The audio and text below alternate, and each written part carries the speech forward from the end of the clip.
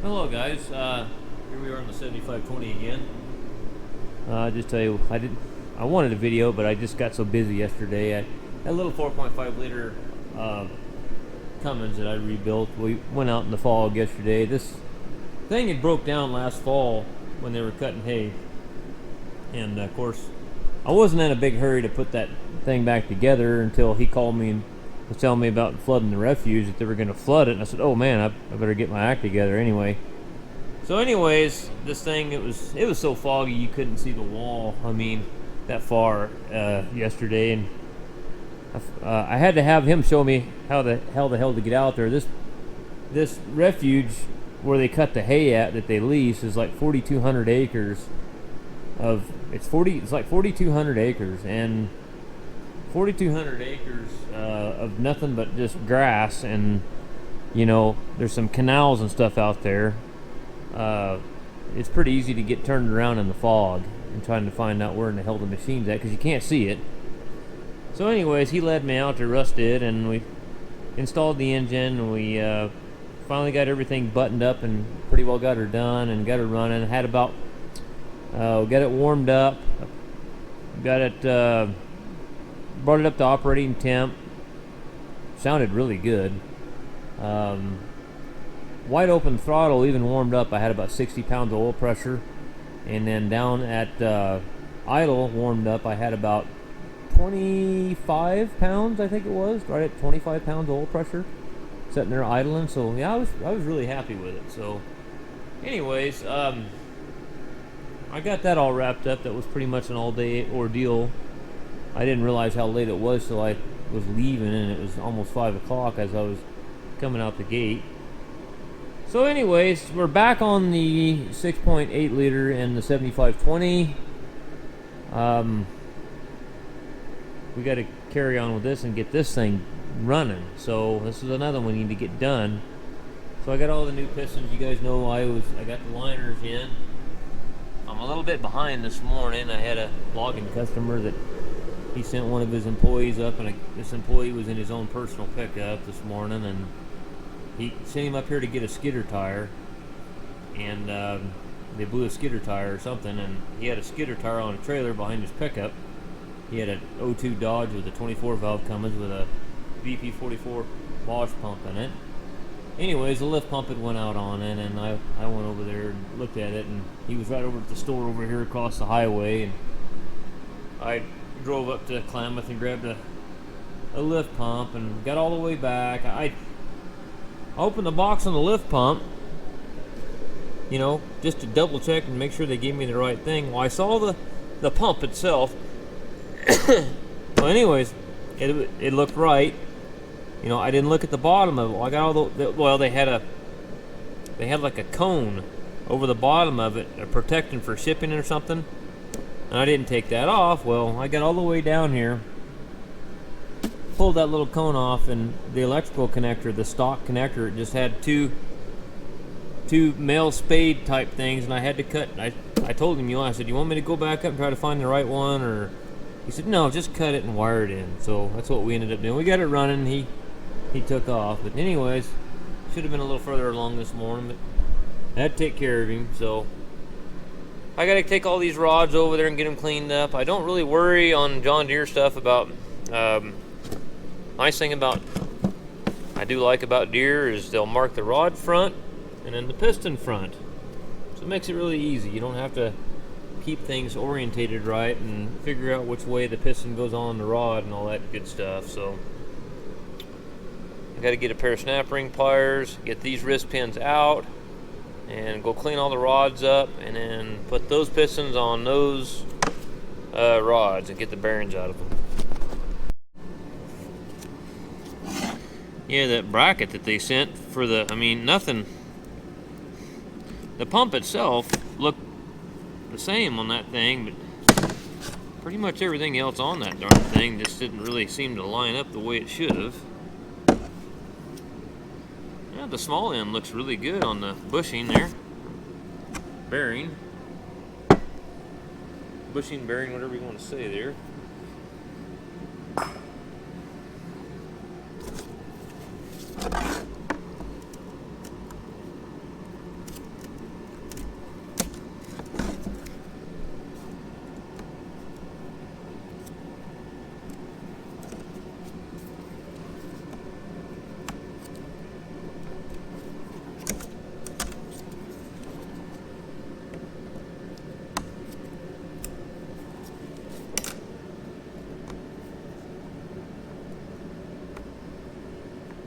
I was pretty happy with that little Cummins engine. It sure sounded good. And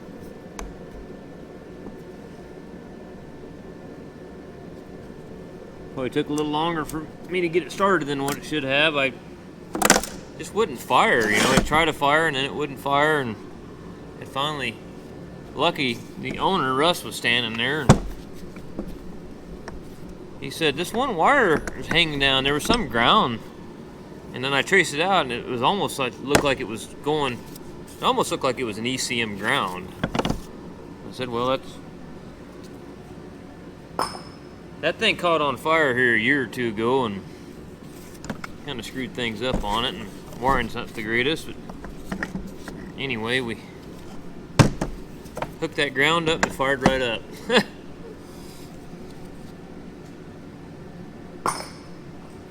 Oh, we saved some of these wrist pins. They're really nice for putting them in presses and stuff, and pressing stuff out, or beating king pins out, or kind of come in handy. They're pretty good for that kind of stuff.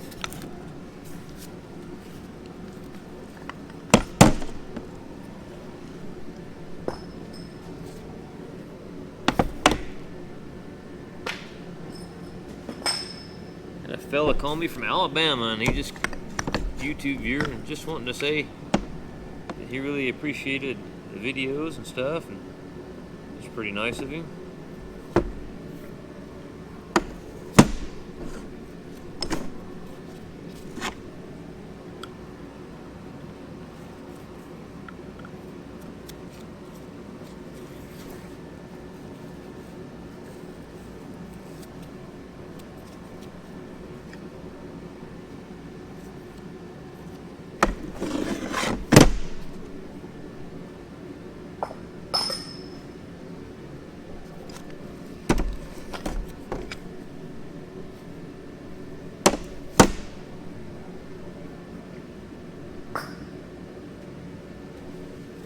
Okay, well guys, I gotta run over to the solvent tank and get these rods cleaned up really good. I probably could go ahead and get these caps off here and get the bearings out.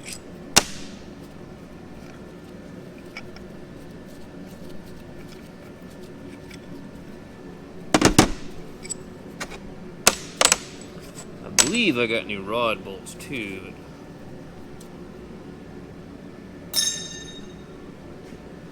I sure like to change rod bolts if I can. All it takes is one rod bolt to come loose or break on you, and most of the time they'll break. I think these rod caps are numbered, so it's number 6, but I don't know if the rod is though. I don't think the rod's numbered.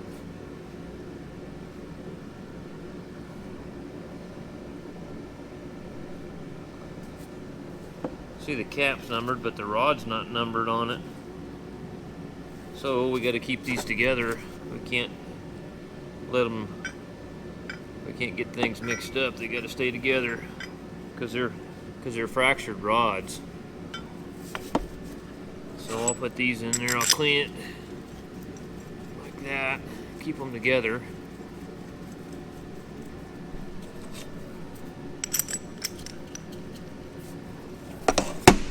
Anyways, I'll take the rest of these apart. Yeah, I had some comments there about the assembly lube I was using on the, I used some Transgel. I checked on that Transgel. It's non-petroleum based. Works good. But I seen guys saying tried some John Deere stuff. I need to do that, but my problem is I can't ever remember anything. That's my biggest problem. I'll order all my parts and then I'll forget to order assembly lube to put it together because I'm scatterbrained, got too many things going on.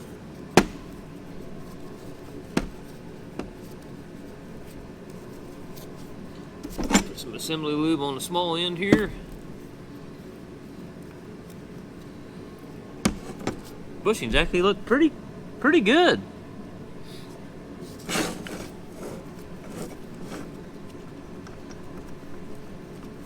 And I've already took my sled gauge, what I call a sled gauge, but my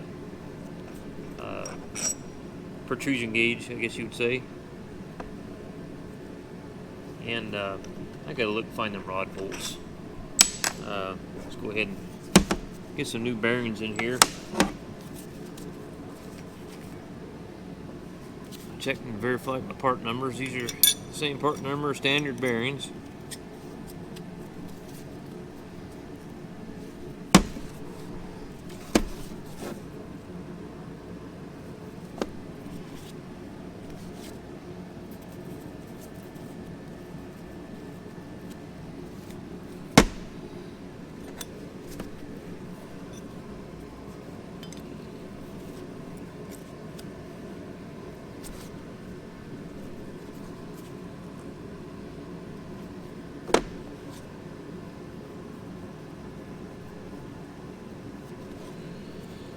Let's dig around here and see if we can find a set of rod bearings. It's got to be in this box, I'm guessing. Doesn't sound like a bolt to me. These look like bolts down here. What are those? Those are main cap bolts? Those are main. Oh, those are head bolts. Be head bolts. More head bolts. What do we got? More head bolts. I'm pretty certain. What are rod bolts? And all kinds of head bolts. There's some more boxes over there, but I don't see anything that would constitute what I'm looking for, really. It's got to be the plus bearing or something there.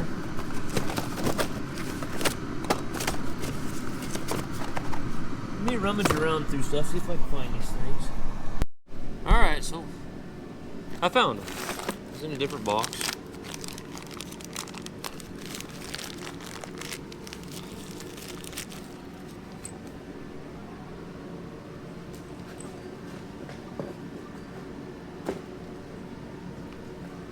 If that hood would show up, it'd be kind of nice. I gotta oil these real good too before I put them all in there. I'm gonna get these things set up though. Takes quite a while to get them all set up.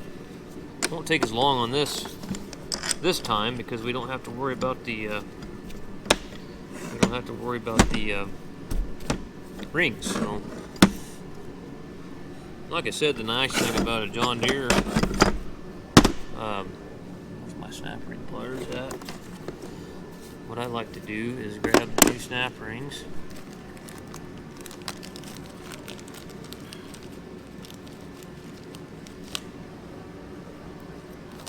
Just figure out, let's see here. So that's the front. That's the front. So I'm going to put the snap ring. I'm going to put the snap ring on the opposite side of the front, the back side.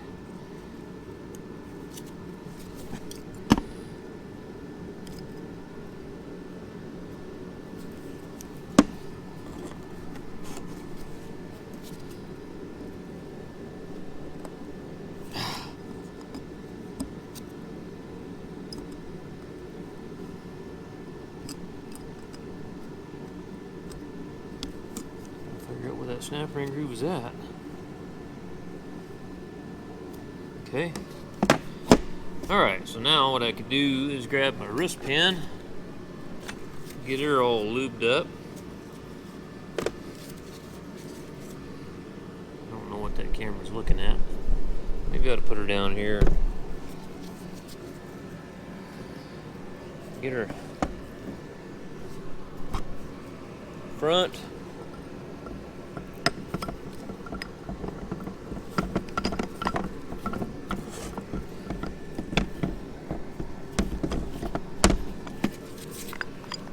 Sometimes it's easier to stand it up and grab the rod and wiggle it, get it started in there, like so.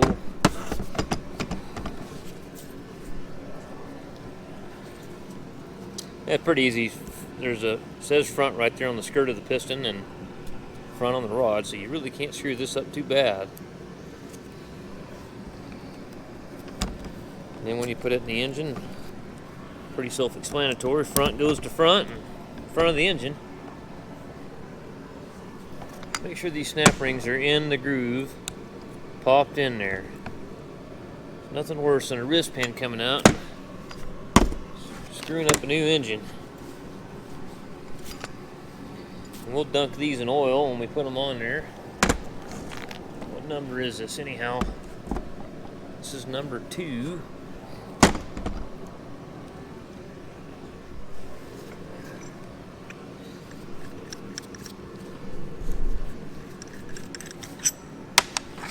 I better throw these old bolts away, that way we don't get them mixed up and put an old bolt back in there. Go ahead and toss them. Okay. Ah! That was real smooth, wasn't it?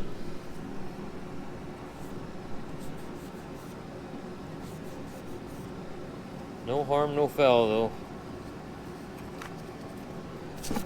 Butterfingers.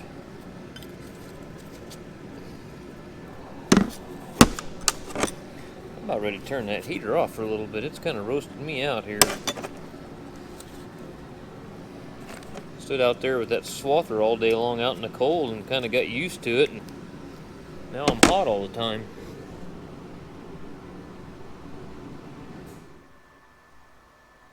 I do a lot of service work in the wintertime. I'll get used to being cold and I'll just get kind of climatized to it, and it won't bother me much anymore. And then I'll go home, and drives my wife crazy because I'll go home and she'll have the house at, you know, pretty reasonable temperature, usually around 65, 70 degrees, and I'll just tell her, man, it's hot in here. She usually wins, so we usually keep it the temperature she wants, so I just have to take more clothes off. Bolt. Before I put these in there, I'll get some oil, and when I dunk my piston, I'll get my rod bolts nice and lubricated as well.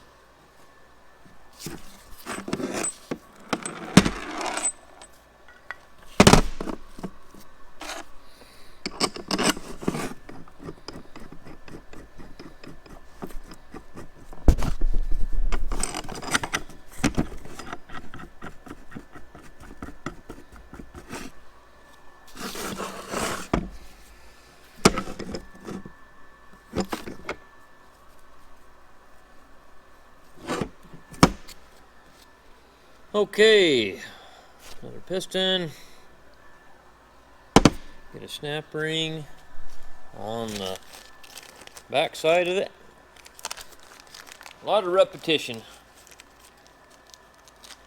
a lot of work. Kind of gonna be interrupted a couple times. I got to get that SCR today, and I'm gonna video that too once I get that in there. Maybe I'll video pulling it out and stuff too. But it was next day aired, so she said it was supposed to be there today.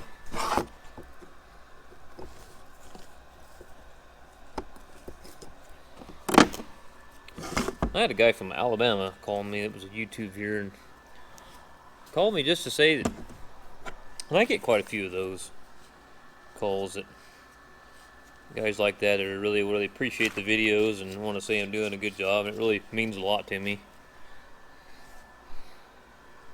You know, and maybe I didn't specify enough. I don't mind people calling me, doing things like that, and I don't even mind helping people, but it gets, some of those people were taking advantage of the situation and even kind of rude on the phone to me. You know, I had one guy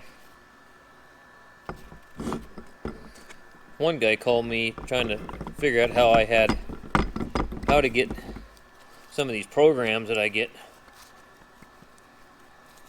on my computer, you know, and darn it, man, I'm having a heck of a time here. There it goes, okay. And I told him how to do it, and he called me like I don't know, maybe a week later or something. He found I was a Texas dealer. This is one of these YouTube viewers. He found I was a Texas dealer, and I was actually on the road. That was when, last summer I think it was, we went and visited Blake when he was up at Monument, Oregon. We were on the road. So anyways, good grief, I'm having a hell of a time here. Look at this clumsy guy. Can't even get a wrist pin in. There it goes, okay. Anyway, I told him, I said, I can't help you right now with that. I'm on the road, I'm driving. Anyway, and I tried to explain to him what the Texas unit does. He found out I was a dealer. After I just helped him with the whole, I'm just going to say, other program situation. And so, and he wasn't real, you know how you read people, and he just doesn't seem like he was too friendly. He's sitting there calling me, asking me about all this stuff, and kind of rude about the way he's doing it, you know, and whatever. So, a day later, maybe 2 days, I got time to sit down because we were in the motel room. I decided to figure out a quote or an estimate on this Texas unit for him, and I called him, and he said, "Oh, I couldn't wait on you. I bought it from somebody else," after I'd helped him for nothing. And you know, it's just, so I've gotten my fair share of those kind of people, and it just gets a little bit old after a while. You can tell there's a lot of these people, they're just kind of out for themselves, and if they get what they want, that's fine, and the hell with you. So I guess it is what it is.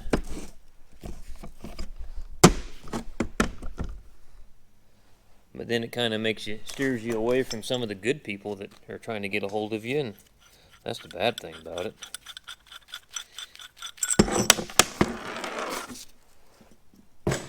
There's a lot of good people out there too that call you, like that guy. They just wanted to say hello and thank you for doing what you're doing. And so then you see these, after you deal with 4 of these jerks that call that want something for nothing, or stab you in the back, or what have you. So you start seeing these phone numbers that are from a different state or a different country. You're kind of reluctant to take their phone call because you're like, man, I don't want to deal with this anymore. So anyway, but I should say that I've probably met way more good people over the YouTube experience than I have bad. So that's a good thing.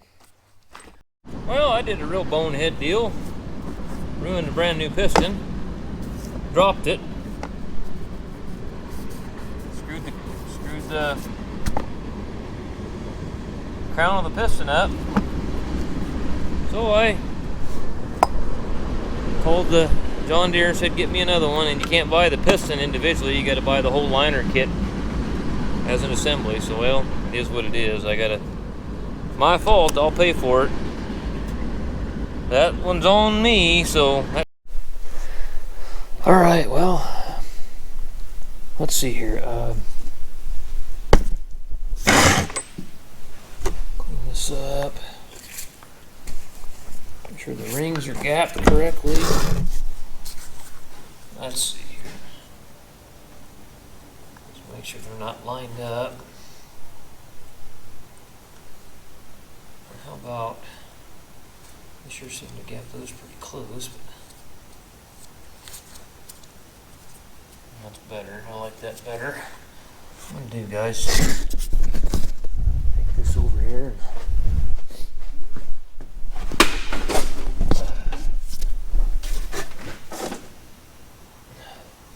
Throw some clean motor oil on it.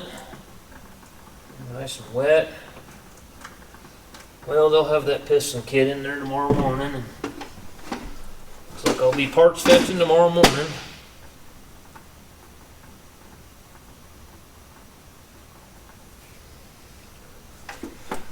Yeah, I don't know. I don't see good things coming our way.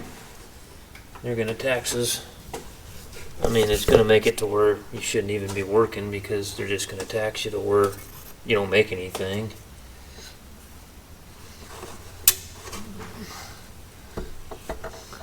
And I'm not trying to be really political about it, it's just a fact. He's already said that's what he's going to do. So, the plundering of the U.S. will be completed. It'll be completely plundered by then. There won't be another election after this. It'll be over with.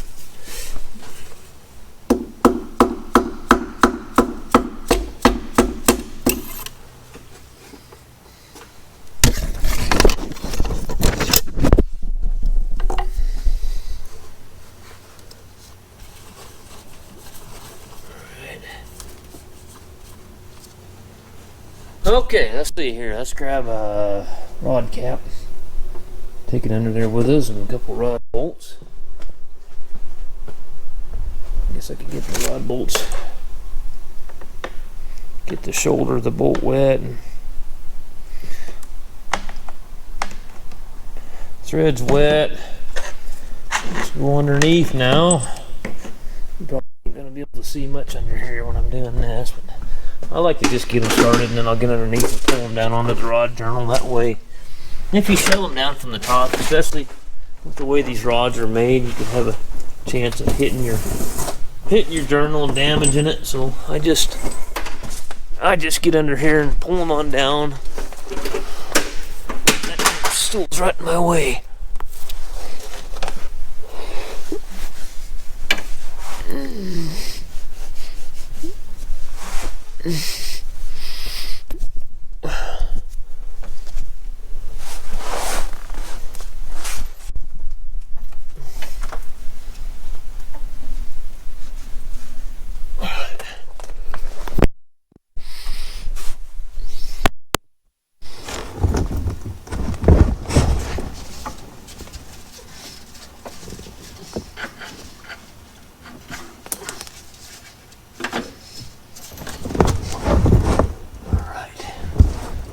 Looking good.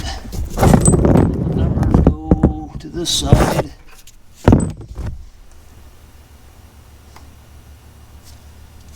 Oh, that's number 6. I was thinking. Thought I said number 3 for a second. I thought, man, I thought I laid those out on the bench in chronological order.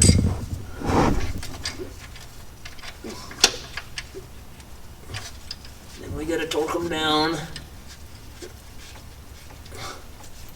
Obviously, only got to get 5 in there today. So, usually, bonehead made a screw up. So, all right, let me look up the torque for those. Alrighty, found it. If you got a gap on a ring, don't get it in this gap here on this style of ring compressor. These are good.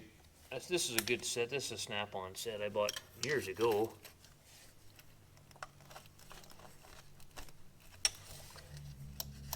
It's been a really good set. Where the hell did that dirt come from right there? What the heck is that all about, huh? Bumped this hose and it fell off that hose or something. Darn it.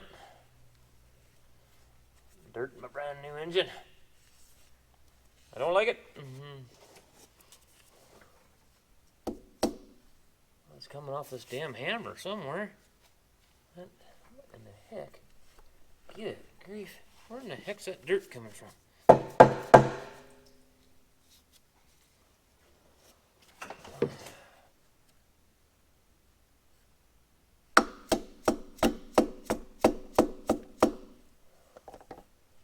Irritating.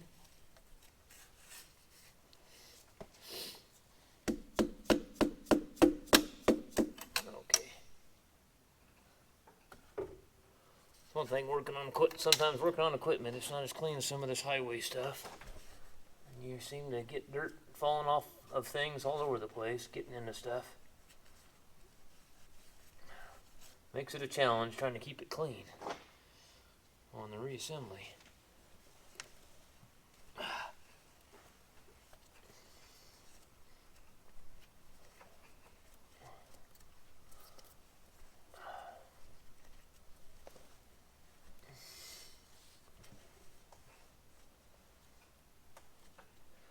Okay, let me get number 5 now. I'll put number 5 in.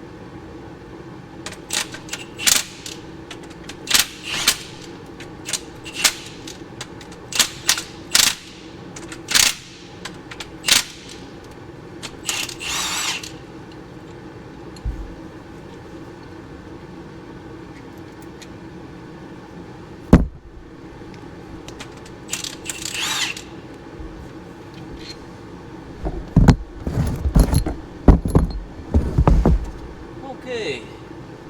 Good times, good times. Well, I'll go through another wrestling match here, guys.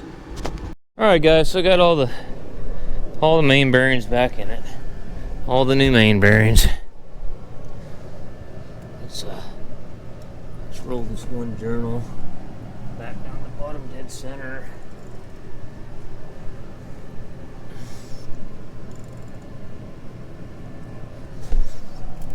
Right there will be fine. Okay. Well, guys, I don't know if it's much of a video, but anyway, we're making progress. If I wouldn't have screwed up, but oh well, we'll get her taken care of. All right, guys, here we are. We got the new cylinder head, reman head, I should say. Just want to make sure there ain't gonna be any surprises. Oh, that's kind of different.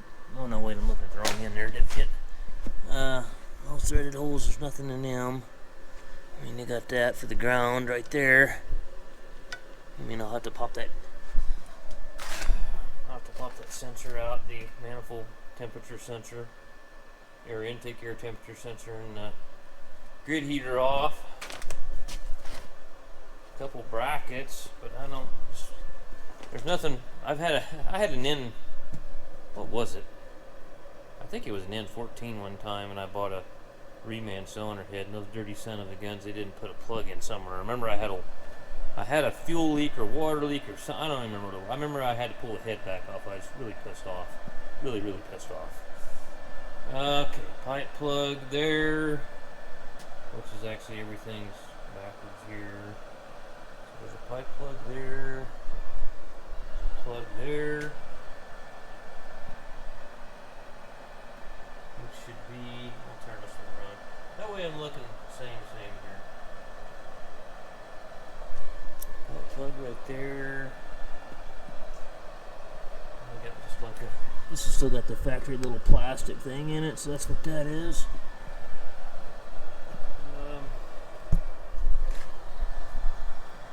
Pretty certain it looks like everything is accounted for, and they didn't.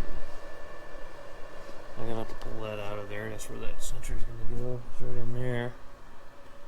And then this one little bolt here.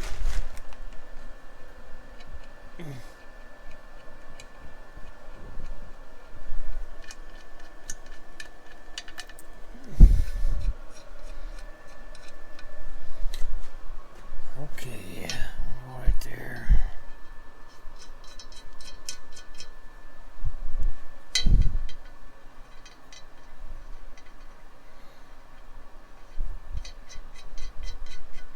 And this one would have been on this side. This is right here. This is where the ground's gonna go.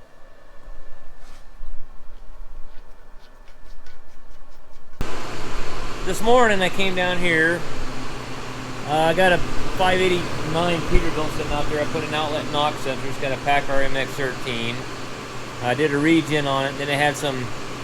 It's got a Eaton Ultra Shift in it, and it had some codes in there for voltage codes and shifting codes for the. I'm trying to remember what the acronym was. ECA, electronic clutch actuator. I cleared them and I checked voltage, power, and ground and stuff going to that actuator, and it had everything. And I went and drove it, and I never could make it act up. Anyways, I got that done, and I went and helped this old farmer up the hill there that his old Taylor lift that he put a squeeze clamp on to load his big bells to feed his cows with. Here comes the train. Anyway, it's got like a, kind of like this, but on that old Taylor lift, they had this part, well, it's pretty much, imagine this. What they did is they just took a tie rod end, and then where the top knuckle is, this was all one piece that bolted on here. And it had those kind of swedge locks, remember you see on old axles? Well, the bolts had got loose and broken off, and he'd got some new bolts, and he said, I can't get that sucker on there, I'm too old. And I went over there, and we got the thing running, and got the broken ones out, and Put the new bolts in, got it buttoned down, and then I got the loader off the Kubota that's screwed up outside. The cam's not turning on. I got to get this one done though. Let's get the head on her.